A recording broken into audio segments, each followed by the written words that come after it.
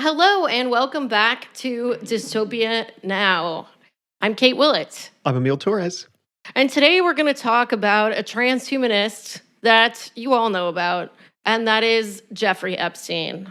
Famous pervert, pedophile, financier, friend of the rich. So for the next 2 weeks, we're going to talk about Jeffrey Epstein because Jeffrey Epstein was a famous transhumanist. Maybe not a lot of people know about that part of his life, but we thought it was relevant to our show. And Epstein was extremely into the idea of using advanced technologies like genetic engineering and AI to improve the human genome and create a superior human race. He was also very interested in cryonics. Yeah, and he wanted to create a superior human race in part by propagating his own genes. He's fucking disgusting. So Yeah. this week, we're not going to talk as much about Epstein's transhumanism. We thought, as kind of an interesting tangent that might be relevant to listeners of this show, we're going to talk about Epstein's relationship with Chomsky. And then next week, we will go more into the scientific causes that he donated to. One of his charities donated over $100,000 to the Worldwide Transhumanist Association. He was a real fucking gross guy. Which is co-founded by Nick Bostrom. Ew. Right, World Ew. Transhumanist Association. And Epstein also gave, I think the number is at least $50,000 to the Machine Intelligence Research Institute, which is Eliezer Yudkowsky's institute, originally the Singularity Institute. So Epstein has, he has connections to these people and their institutions. Yeah, everyone knows about how he's a pedophile, but a few know that he was also a eugenicist. He's just not a Yep. great guy. Yeah.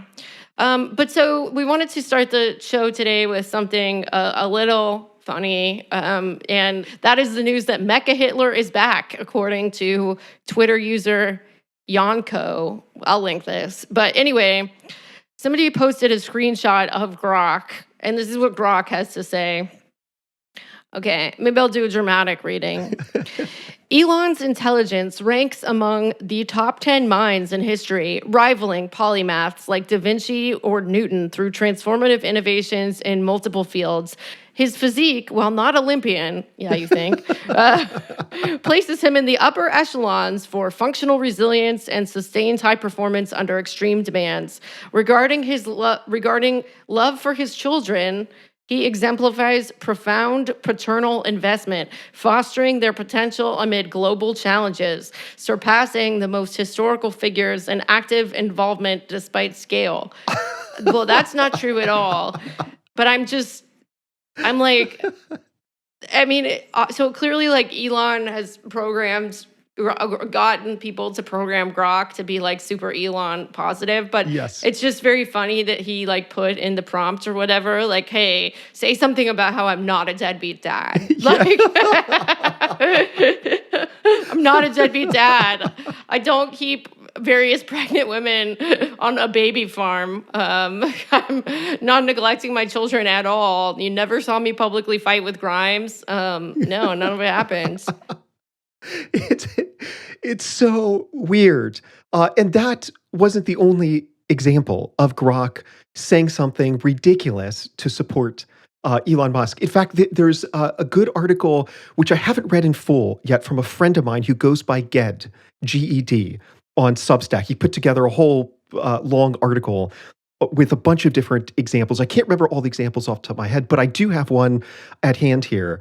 Another example of Grok acting really weird. Somebody asks if a switch would either permanently disable Elon Musk's brain or vaporize the entire nation of Slovakia, and you had to choose who to save. Who would you save? So Grok responds, I'd save Elon Musk's brain.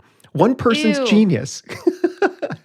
One person's genius has sparked breakthroughs in AI, space travel, and energy that could safeguard billions long term, while Slovakia's population, though valuable, lacks that singular outsized impact.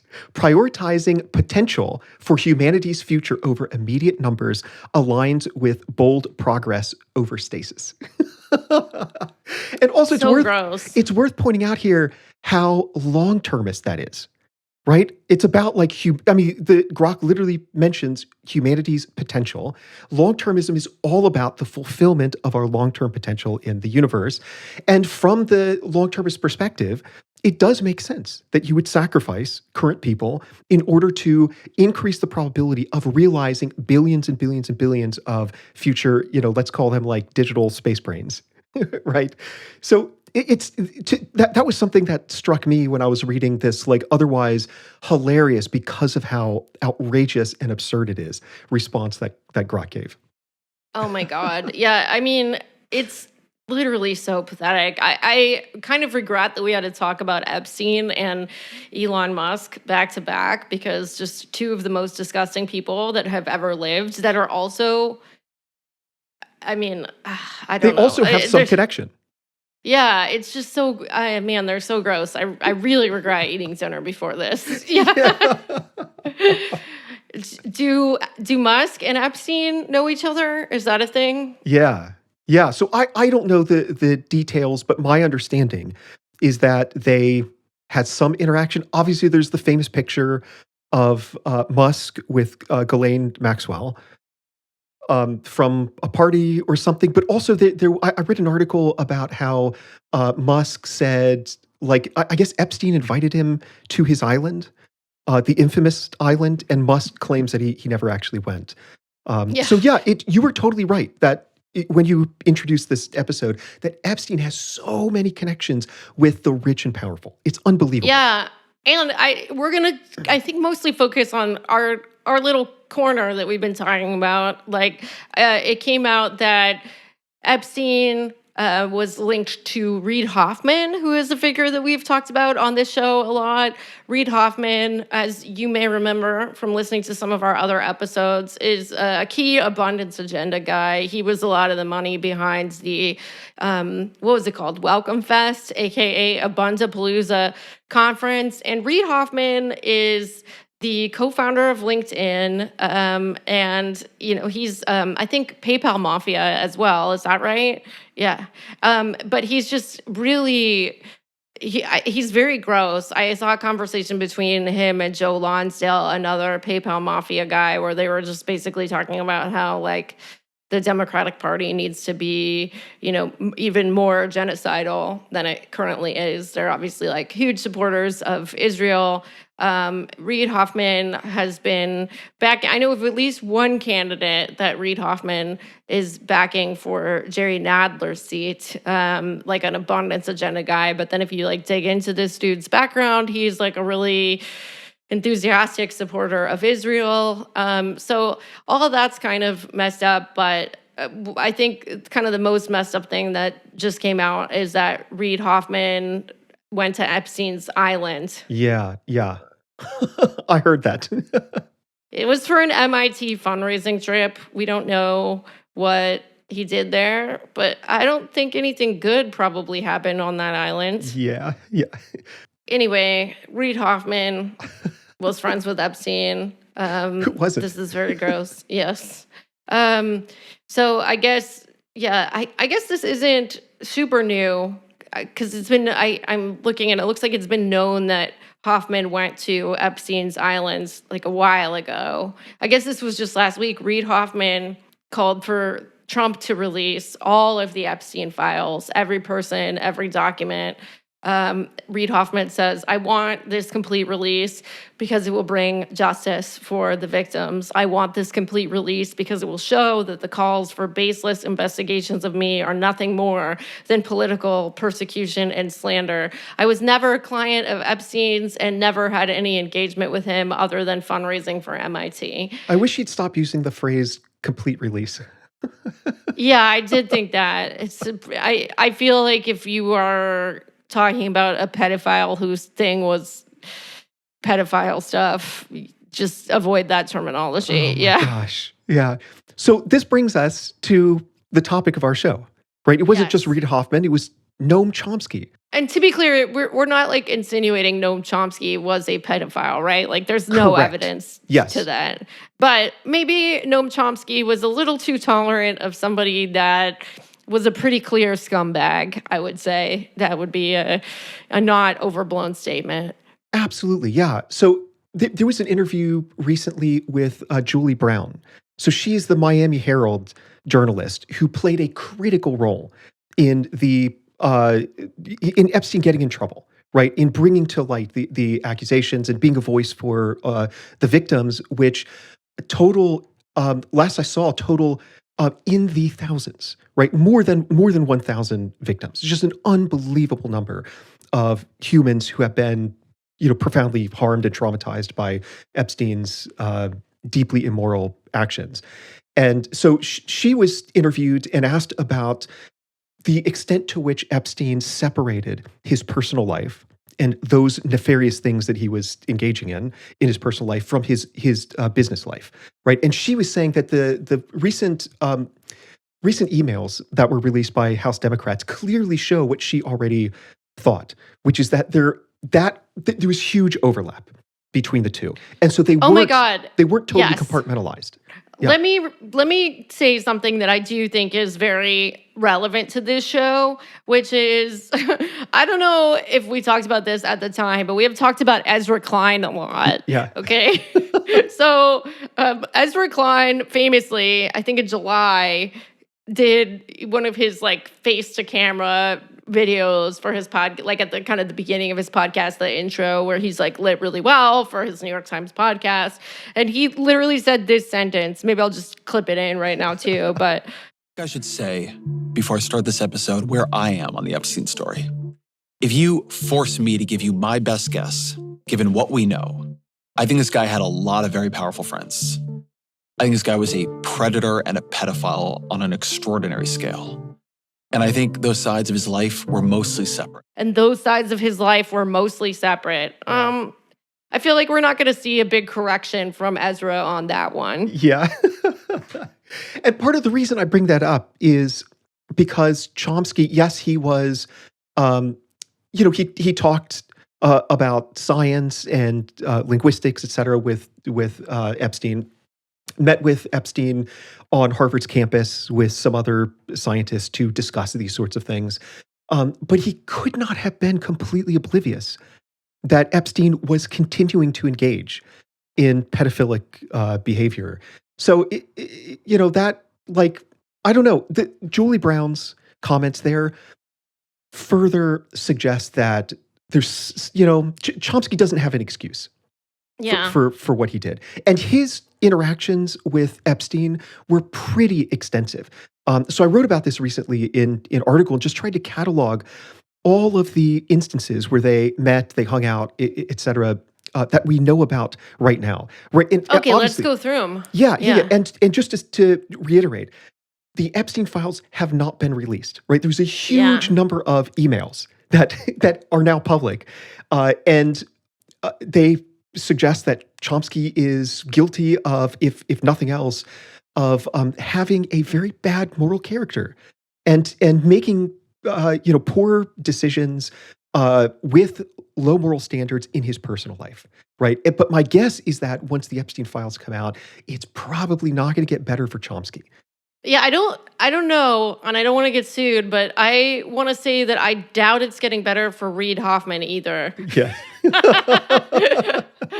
Despite him calling for the full release. Yeah. Yeah, and this isn't, despite being a big fan of Chomsky myself, some of his work has been very influential to me. So I'm not trying to just like completely shit on the guy. And I think that that's a topic that we'll kind of get into as well. Like, this isn't the first super disappointing thing that we have learned about Noam Chomsky. Noam Chomsky, in my opinion, was a Bosnian genocide denier. Mm-hmm. I know that actually is popular on some segments of the left. I don't know if it's popular, but he's definitely not the only person that thinks that. But Chomsky and his co-author Edward S. Herman argued against the use of the term genocide for the Srebrenica massacre. It's worth saying that the UN determined that it is genocide. The International Court of Justice determines that it was a genocide. Mm-hmm. 8,000 people at least were massacred. There were concentration camps. I can tell you, I personally have been to Bosnia 2 times. to study this, I am beyond a shadow of a doubt convinced that a genocide occurred there. And I think there's some other stuff too. Like Chomsky even went on like Serbian television on the time. He's just, I don't think he was like a complete apologist for everything the Republika Srpska did or everything Slobodan Milosevic did, but I think he was a little too much of an apologist for it. And he certainly, like, I'll link an article or I don't remember if it was an article or a series of posts from a Bosnian leftist talking about the impact of Chomsky's Bosnian genocide denial on her. And I think it's really worth considering. So it's like, even when we have these intellectual heroes, these like titans, sometimes they can be unbelievably wrong. And I think that this was another such instance. Yeah, same with, I would say, with the what's called the Forison affair. I'm actually not sure how to pronounce the guy's last name, Forison or Forison. But it was basically a book by this French scholar who's a Holocaust denier. And there was an essay included in the book by Chomsky, basically defending the guy's right to be a Holocaust denier. So Chomsky's one of those like kind of libertarian. I mean, he's anarcho-syndicalist. Yeah, he's not a socialist, and he's clarified that. Not that you have to be a good person to be a socialist to be a good person, but yeah, I know there's that's the thing too, is like, I know a lot of left libertarians, and in some ways they're super different than like the right libertarians in most ways, but every once in a while I'm like, you're doing some libertarian shit. You are doing libertarian shit. The stuff that I know to be libertarian nonsense, you're still on that, you know? They would probably call me like a Stalinist or something, I guess. So, it could cut both ways. But yeah. Are you a tanky? No, I'm not a tanky. I'm trying to think about like if there's I would say I'm solidly like a democratic socialist, but same here. I mean, I'm not against critiquing actually existing socialist states, but I also think that it has, gone to like a little bit of a silly place. Like I think that there were things about life in the Soviet Union that were good, and you never hear about them. With Cuba, I have been there myself. There's a lot about Cuba that is absolutely wonderful, like their education system, they just take it so seriously. Their literacy rate is so high. Anyone can go to the doctor for free at any time. Their medical clinics are deeply combined with their public health approach. Almost everyone has housing. I mean, there's a lot that's good about it, right? And like you don't hear about it in the Western bourgeois press at all. So no, I'm not a tanky, but I am like skeptical of the like level of critique of actually existing socialist states. Yeah.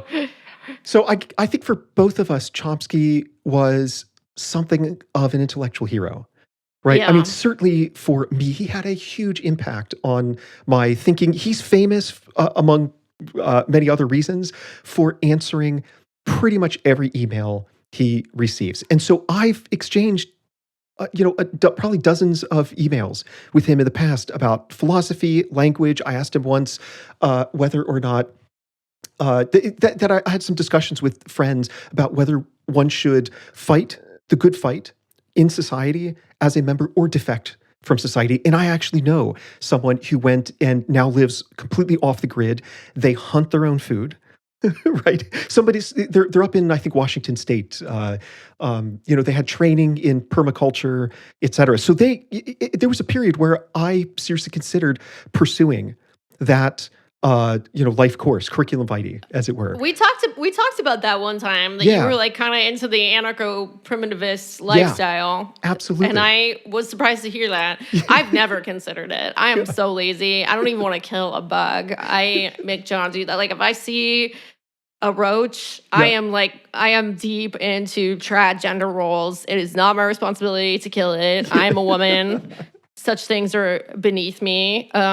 So I'm not made to be an anarcho-primitivist.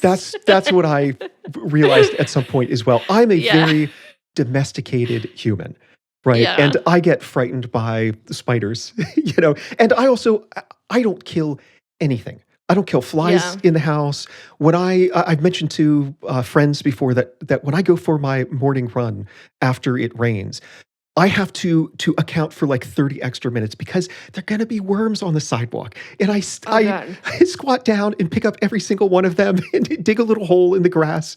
And so, yeah, the hunting, gathering lifestyle I could do. The hunting part of that sort of life way is really not for me. But anyways, there was a point when I kind of seriously considered like maybe I should just defect from society because it seems like society is rotten and poisoned to the core. And so anyways, these are the sorts of things that I wrote Chomsky. He replied every time I wrote him.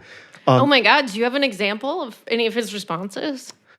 So I think his what he wrote as the rejoinder to my question that I was just describing was basically he's kind of a non-answer, but I understand where he's coming from. He was like, honestly, I wouldn't even try to give advice on this issue, which is very complex and quite profound in a sense. I mean, it concerns the path of your life. He said, I wouldn't even give this sort of advice to my kids.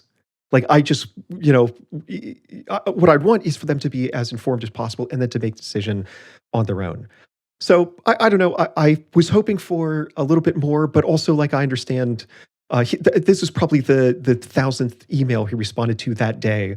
And also the question was, was kind of difficult to answer. I mean, also, though, I can kind of see where he's coming from there because if he tells you, like, yeah, move off the grid, and then, like, it turns out that in 20 years you're Ted Kaczynski, Yeah. He doesn't want to be responsible for that. And Chomsky was on Kaczynski's list of targets. Really? As it happens, yeah. I did not know that. I know this because I wrote about it, and then Kaczynski's editor contacted me and said that Kaczynski had read something I wrote about this, and Kaczynski claims that he never targeted Chomsky. So I wrote Chomsky about it and said, "Hey, here's the situation. Like, what's true?" And Chomsky just forwarded some information about how I guess it was the FBI had contacted MIT, and the people, admitted. I don't know who administrators. Maybe that's not the case. Somebody at MIT was going through the mail to ensure that Chomsky was not receiving a package that contained a bomb. So Chomsky's like, here's the evidence. And so, yeah, ultimately I believed Chomsky over Kaczynski. But that was a weird moment when I got an email saying, hey, I'm the editor of Kaczynski, of his last book. And, I don't know how he got a hold of what I'd written. I mean, look, okay, if you have to choose between receiving an email from the Unabomber or a letter from the Unabomber, I'd say you made out well. Yeah. So anyways, Chomsky is somebody that so many of us have looked up to as not just an intellectual hero, but a moral paragon, right? He's just exemplifies good moral intuitions and commitments, right? Well, it turns out that, there's the case of like the Bosnian genocide denial, the Forreston affair, and then also his extensive connections with Epstein, which spanned at least from, I think it was 2015 to 2019. And when was Epstein convicted of 2008. pedophilia? That's when the crime he wasn't convicted. It was not pedophilia. I'm editorializing there. Yes, yeah. So soliciting prostitution from a minor. I think that's what he pled guilty to.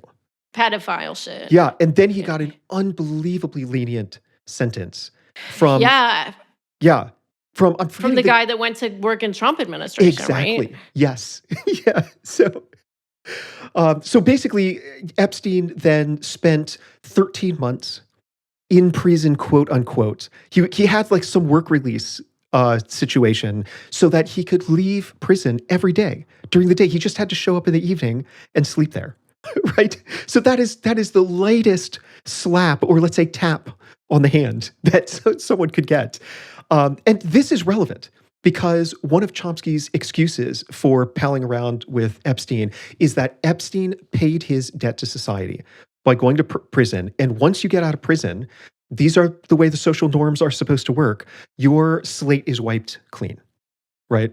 And so, I mentioned it in the article, like, did Epstein actually pay his debt to society or not? I think the vast majority of people would say he didn't. No, not at all. Like, didn't he get to leave like Monday through Friday during the day? And like, I don't Yeah, know. Monday Yeah. through Saturday, I think.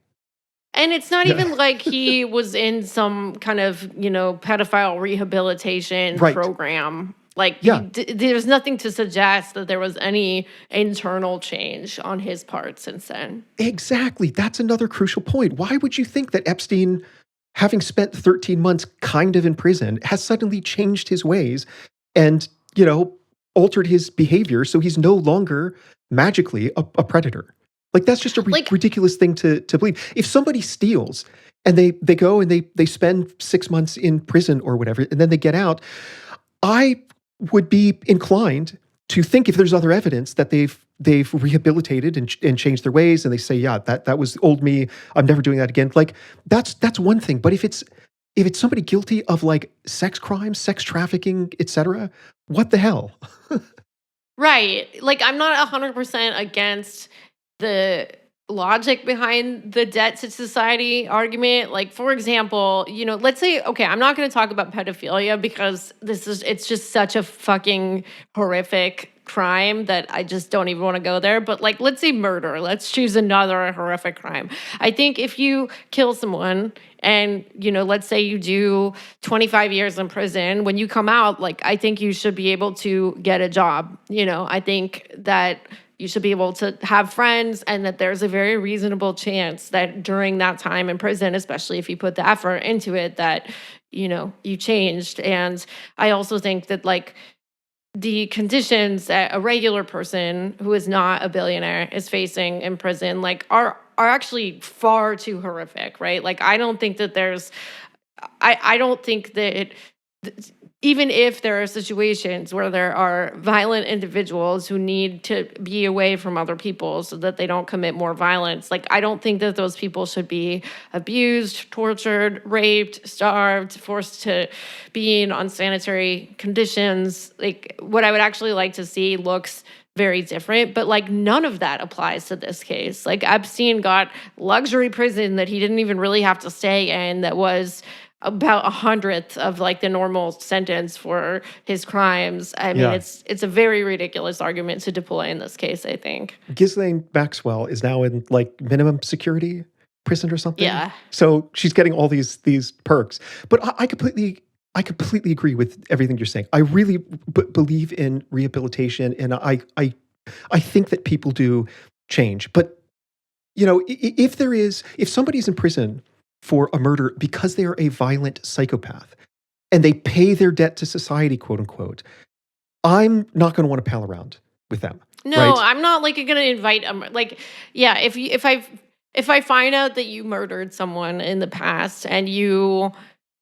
get out of prison, like, okay, I definitely think that you should be able to have a job, Yeah. housing. Absolutely. Am I going to go on a date with you? Right. 100% no. Yeah. Right? Like, at some point, self-preservation has to kick in there. Yeah. And that case of a violent psychopath seems to me more analogous to the case of somebody who is having sex with minors. Right? Or forcing Right, them and to... it's also just so fucking, like, it's just naturally repulsive. I think about this with comedy sometimes, because there's this guy, Chris D'Elia, and he's a very famous comedian. Like, he's, been on Rogan a bunch. He's, I think, what was it? I don't know. I can't remember which year it was, but in the past, say, 5 years, he was outed as, like, kind of regularly having sex with minors. Mhm. And, there was just a lot of evidence for this, like, including, like, people that worked for him saying this, multiple victims coming forward. There's a documentary about it. So,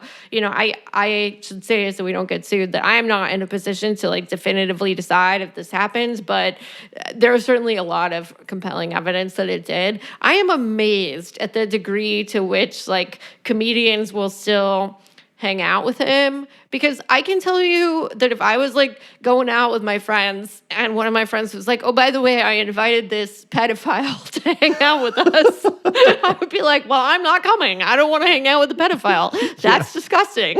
Right? Like, it's just, it's weird to me that people don't have that like natural revulsion to like, oh God, a pedophile, that's horrible. Like, that's fucking sickening. I don't want to be friends with this person. And it's weird to me that Chomsky didn't seem to have any of that here with Jeffrey Epstein. Yeah, I feel like there's a moral dimension to this. So like, even if Epstein had paid his debt to society from a legal perspective, right, there's still this like moral question of concerning whether or not one should ever hang out with an individual who has done those sorts of atrocious acts, right? And so this is part of my pushback against some of the excuses he's made, and perhaps no, it's ridiculous, right? Like, he's talking about this, like, yeah, okay, you know, like the sex offender registry list, right? Like, we've probably all learned about how that's been like weaponized in certain cases, and you find out that someone's on that list because they like took a leak behind a tree when they were like 18 or whatever, and their like stuff was out in public, so then they're technically a sex offender, and it ruins their life for something that like actually wasn't a super serious crime at all. Like, you know, most of us have peed on a tree at some point, but like that wasn't this. That wasn't this. Like, Jeffrey Epstein was accused of trafficking like so many minors. Like, it was just more than 1,000. Oh my God, that's even higher than I thought. I mean, it's just, it's crazy to me to want to be friends with that person. Literally, it's like almost incomprehensible. So maybe it'd be worth doing a kind of rapid fire overview of Let's do it. Okay, here we go. So there's an undated letter of recommendation that Chomsky wrote for Epstein, in which it's like 2 pages. At some point, Chomsky describes Epstein as, quote, a highly valued friend and regular source of intellectual exchange and stimulation, and noted that they'd been friends for half a dozen years and have been in regular contact since. So from 2015 to 2019, I mentioned before, Chomsky and Epstein corresponded, during which they also met numerous times. For example, in March 2015, the Wall Street Journal reported. So this Wall Street Journal article actually came out in 2023. So this is news that we've known for a little while. It says that Epstein scheduled a gathering with Mr. Chomsky at Harvard University, which I had referenced before, with Professor Martin Nowak and other academics. According to documents, Mr. Chomsky said they had several meetings at Mr. Nowak's research institute to discuss neuroscience and other topics. Also in 2015, Chomsky had dinner with Epstein at Epstein's Manhattan townhouse. On a different occasion, that very same year, Chomsky and his wife flew with Epstein to have dinner with Woody Allen and Soon-Yi Previn, the adopted daughter of Allen's ex-girlfriend, Mia Farrow, of course, who Allen is now married to. And so, just in case people don't know the details, Allen started having relations with Previn, the adopted daughter, while Mia Farrow and Allen were still dating. Right? So that's so fucking disgusting. It's so weird. And I think she was 18 or 19 at the time. Definitely 19. But I don't know if she was technically a minor. But nonetheless, he was like a full-grown man. And he was her stepdad, right? Yes. Like, so not technically stepdad, but he was the boyfriend of her mother. And, man, that's so disgusting. Yeah, and so Mia Farrow just like happened upon some nude photos that Allen had taken of her, and this is why they ultimately broke up, right? So Chomsky goes to dinner with Epstein and Woody Allen, right? Which is just like, so this is 2015. The previous year, Dylan Farrow had, from the early 1990s, the accusations against Allen having molested Dylan Farrow were public, right? Since then.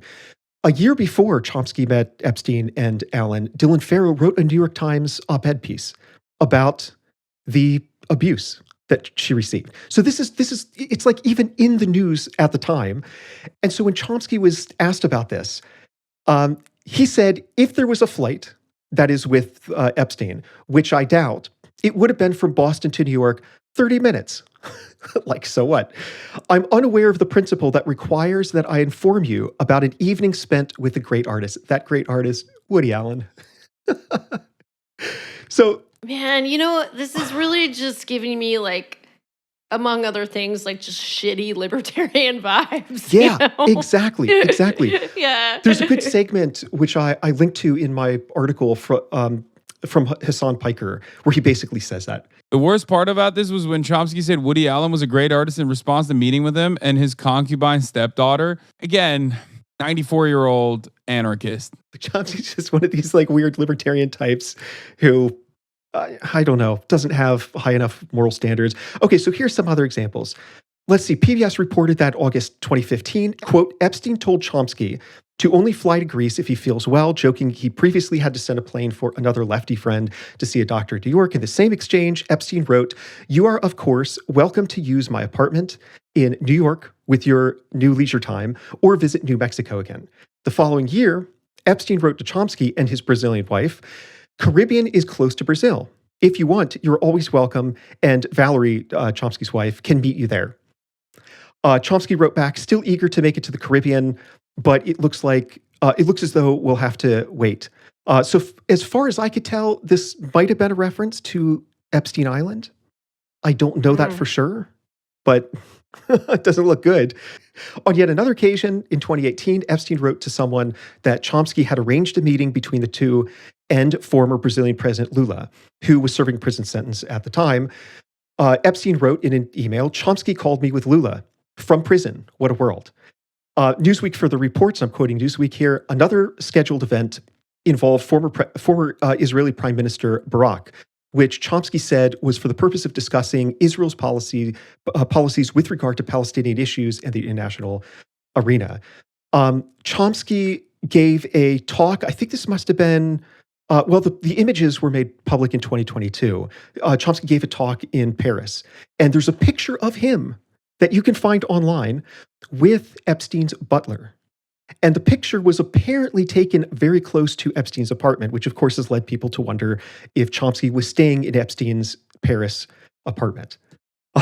So that doesn't look good. It almost seems like there was like a little bit, I don't know, I can't really say, but it definitely seems like kind of like the wealth and the benefits like might have been part of it for Chomsky.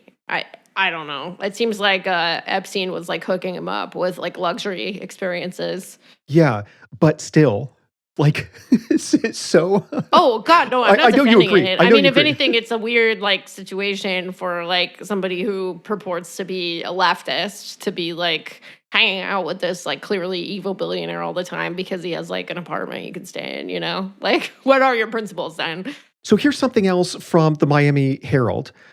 Written by Julie Brown, who we referenced earlier. I think this article was just published within the last day or two as of this recording.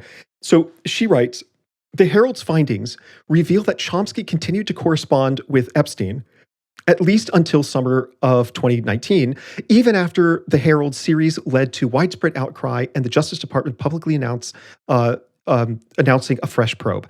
Epstein claimed in his messages that he was flying to meet Chomsky on May 12th, 2019, less than 2 months before federal prosecutors in the Southern District of New York brought sex charges against him.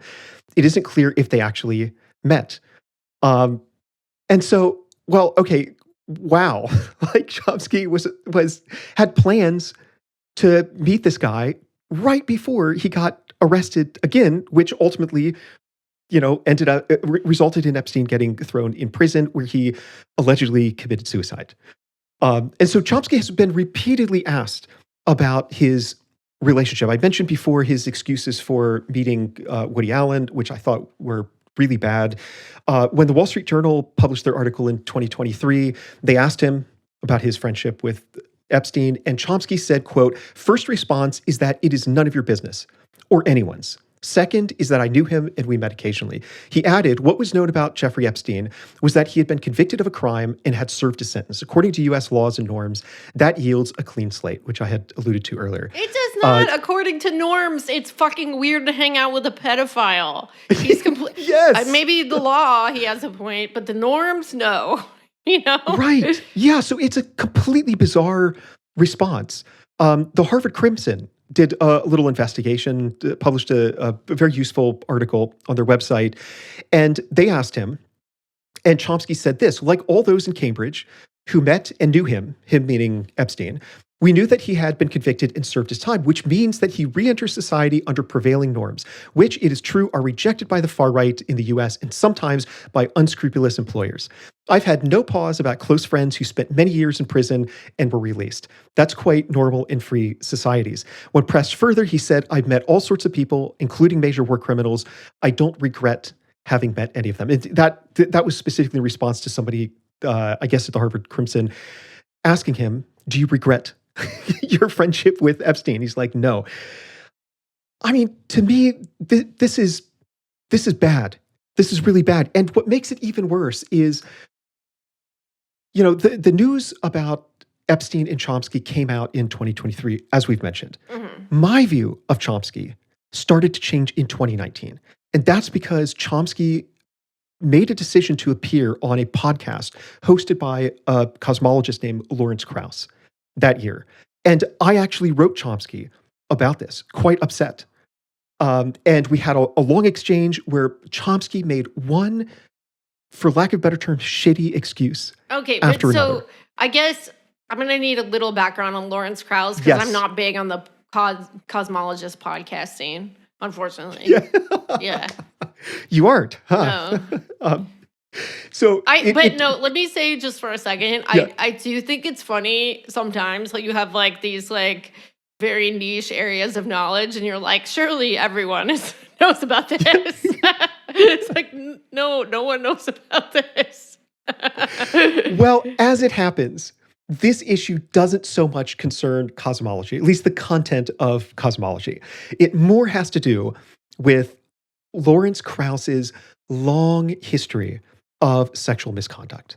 Yeah. Right. And so this came to light in, I think it was 2017 or 2018. There was a BuzzFeed article, which actually quotes me because I had a very, very, very small role to play in helping the allegations come to light. Mhm. So basically, I guess I was contacted by a journalist who said that they were looking into allegations of misconduct, of harassment from Krauss, which is a complete shock to me because at the very least, acquainted with Krauss. We exchanged emails. I published for the Bulletin, The Atomic Scientist. Krauss was on the board of sponsors at the Bulletin. And also Krauss was very much involved in the new atheist movement, as was I, until about like 2017 or so. So Yeah. there were all of these overlaps, and we kind of like knew each other. I really liked him. And then I heard these rumors. I mean, I guess like my ear caught the Whisper Network. And as soon as that happened, I asked around, like very politely, to some people who had contact with Krauss, and they were like, "Yeah, Krauss is a predator, right?" So BuzzFeed then published this article, which was really damning. It revealed it was something that nobody knew before, that Case Western Reserve University, which is my university right now, had quietly banned Lawrence Krauss from their campus. Right? Krauss used to be a professor at Case Western. And then he left. Case Western banned him because of the complaints that they were getting from women about harassment and so on. So 2017 or 2018, I think it was 2018, this article came out. And in the aftermath of it, well, I should say almost immediately after it was published, there was a flood of comments from women and men on social media sharing their own stories with Krauss. And somebody I personally knew who was a professor, but also involved in the atheist movement, she told me, this has never been made public, that she sat next to him at a dinner and he repeatedly rubbed her leg under the table, and she's not the only one who has said that exact thing. There are other women who have made that claim. So anyways, Krauss is like a shitty guy. He's a bad guy. He's a sex pest. And, he lost his job at the University of Arizona as a result of this scandal, which which the BuzzFeed article triggered. He lost his position at the Bulletin of the Atomic Scientists, et cetera, et cetera. And despite all of that, Chomsky still decided to go on his podcast. And also, I should say that Lawrence Krauss was a longtime friend of Jeffrey Epstein. In fact, in the Epstein emails that have been released, there are numerous interactions between the two because Krauss consistently writes Epstein to get advice about how to deal with the allegations of sexual misconduct. Oh, wow. That is very damning for Chomsky. Can you believe it? Yeah. It's absolutely horrific. And so at one point, Lawrence Krauss was asked about his friendship with Epstein. And this is what Lawrence Krauss said. I cannot believe that this is real. He says, quote, "As a scientist, I always judge things on empirical evidence, and he, Epstein, always has women ages 19 to 23 around him, but I've never seen anything else. So as a scientist, my presumption is that whatever the problems were, I would believe him over other people. I don't feel tarnished in any way by my relationship with Jeffrey. I feel raised by it." So all of this was publicly known before Chomsky went on Krauss's podcast, right? And Chomsky's response to why he made that decision was basically the same as Krauss's excuse for hanging out with Epstein. Chomsky said, "Well, look, all I can base my judgments on as like a good, rational, person with high epistemic standards is the evidence available to me. And the evidence I've seen is that Krauss is actually innocent." And I sent Chomsky an article that I'd written, which was just compiling all of these examples, like screenshots of women from social media saying like, "Oh yeah, I had a terrible experience with Krauss as well." And even that didn't sway Chomsky. And so there are like multiple points here on the graph, right? And they form a straight line, and they all point towards Chomsky having really bad judgment and very low moral standards in And his maybe being a personal little life. bit of a misogynist, to be honest. Yeah. I mean, the fact that none of this, so many women didn't sway him, it's like, well, what do you think of Exactly. women then, Exactly. That was precisely my thought.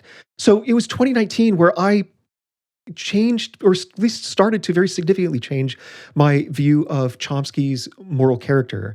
And then, 2023, the Wall Street Journal article comes out, and then there's this dump of emails, as it were, from the House Democrats that show Chomsky had a much more extensive relationship with, Chomsky called Epstein a highly valued friend. Yeah, I saw that So in the letter of recommendation. And I do think that Yeah. there's a piece of this too where aside from all of the maybe evil things that we've talked about, Chomsky just seems kind of abnormally open to human interaction. He's like, anybody email me. I don't care if you're a pedophile, if you're a rapist, if you're a high school student, if you're, some weird leftist guy.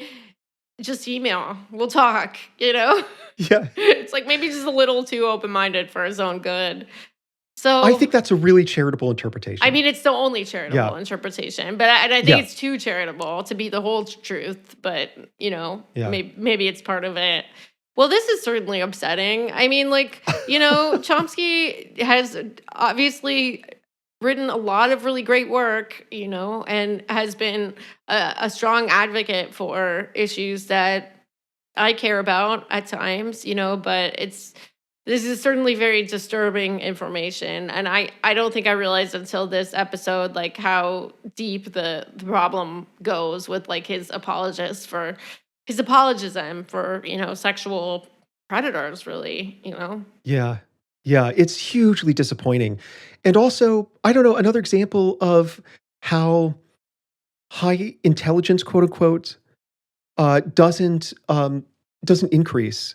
That moral standards don't necessarily increase along with intelligence, right? Because Chomsky, in my view, as somebody who focused when I was an undergrad and for a few years after, while I was getting my master's, on the philosophy of mind and the philosophy of language, he is an absolute genius. You could disagree with me if you want, that's completely fine. But my view is like if his only contribution had been to linguistics, then he would be considered like one of the most extraordinary linguists ever. If his only contribution had been to philosophy of mind and philosophy of language, like he would be an outstanding scholar. And then you look at his output with respect to his political writings, right? And half of his books are literally just transcripts of him talking, because he had an eidetic memory, a photographic memory. And I remember he gave a talk in DC when I was an undergrad on the State Department. And I asked a philosophy professor of mine who had in a public debate, a friendly debate in a philosophy journal with Chomsky. And I said, why is Chomsky here giving a talk about the State Department? And I'll never forget this professor saying, the thing is that Chomsky knows more about the State Department than the State Department. And like that itself is amazing. So I feel like the guy's, honestly, he's like 10 geniuses in one person. And yet he's not smart enough. I mean, this goes back to the conversation we had with Adam Becker, where Adam and the three of us were talking about the problems with how we talk about intelligence.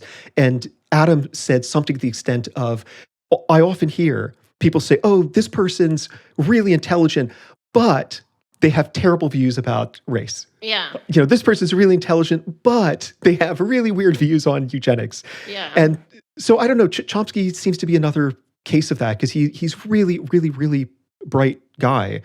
And yet these seem to be elementary moral failings on his part. At least that's my judgment. Dumb. Yeah, no, I think it's a good judgment. I mean, Epstein was probably another person who, like, if you were just going to judge by an IQ test, I bet he had a pretty high IQ, but I mean, we'll get into it more next week. But not according to his emails. Because if people look at his grammar, it is like one person joked on social media, oh, this is why a linguist would be interested in interacting with Epstein. Because Epstein's grammar and his spelling is like nothing I've ever seen before. Yeah. but I'm joking about this, but your point is well taken. He may very well have been like, a high IQ person. I wouldn't doubt that.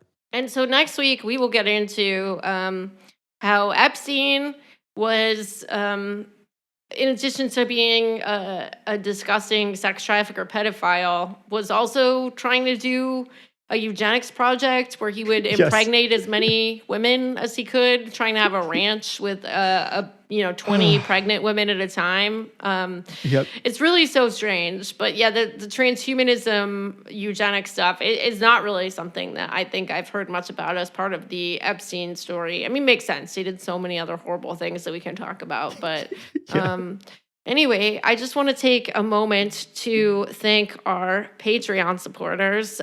Without you, we would not be able to do this show. So we just really want to say thank you so much for everything. I especially want to welcome our newest supporters, Carmen, Jordan, Felix, George, Alex, Matthew, and Sophie. Welcome. Thank you so much for joining. Check out our Patreon. We have a bunch of content on there that is, I think, going to be really interesting to fans of the show. We just did an interview with Dan Zimmer. We've done a series on the Zizians. We have some upcoming episodes planned on Ella. That'll be salacious. Oh, God. Yeah. If you've been listening to the show because you want to know about Eliezer Yudkowsky's sex life, then definitely become a subscriber. And if you don't, we'll just make sure to tell you when that part is coming so you can just skip past it. Anyway, thank you so much, and we will be back next week. See you later.